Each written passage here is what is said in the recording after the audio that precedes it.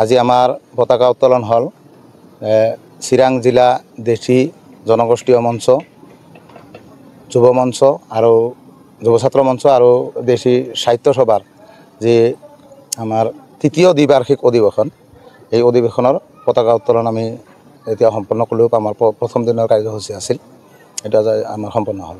আমাৰ দুদিনীয়া বৰ্ণাঢ্য কাৰ্যসূচী আছে, বিভিন্ন কাৰ্যসূচী আছে। তাৰ ভিতৰত আজি প্ৰথম দিনৰ আমাৰ বিভিন্ন ধৰক খেল ধেমালি, তাৰপিছত বৃক্ষৰোপণ, শ্বহীদ অৰ্পণ ইত্যাদি কাৰ্যসূচীবিলাক আজি ৰখা হৈছে।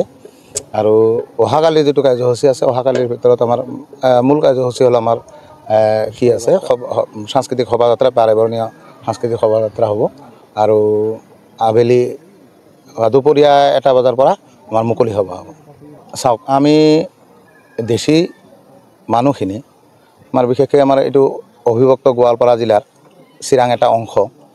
আমি ইয়াত প্ৰায় 35,000 মানে দেশী মানুহ আছোঁ। আৰু এইটো চৰকাৰে স্বীকৃতিপ্ৰাপ্ত যে আমি থলুৱা মানুহ, আমি ভূমিপুত্ৰ। আমি কোনো কিহৰ পৰা কোনো ঠাইৰ পৰা আমি অহা নহয়। আমি অসমৰে খিলঞ্জীয়া, অসমৰে থলুৱা। বিভিন্ন সময়ত বিভিন্ন পৰিস্থিতিত বিভিন্ন ধৰ্মৰ পৰা আমি কনভাৰ্টেড হোৱা আমি এই জনগোষ্ঠী, এটা ক্ষুদ্ৰ জনগোষ্ঠী। কিন্তু আমি দেখা পাইছোঁ যে অন্যান্য থলুৱা জনগোষ্ঠী যিবিলাকে সা সুবিধা যিখিনি পাই আছে, আমি কেৱল ধৰ্মৰ ভিত্তিত আমাক এটা মানে ভাগ কৰি ৰখা হৈছে আমাক।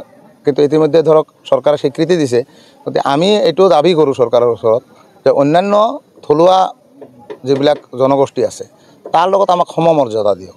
তেওঁলোকে যিবিলাক সা সুবিধা পায়, আমি সেইবিলাক সা সুবিধা আমাক পাব লাগে।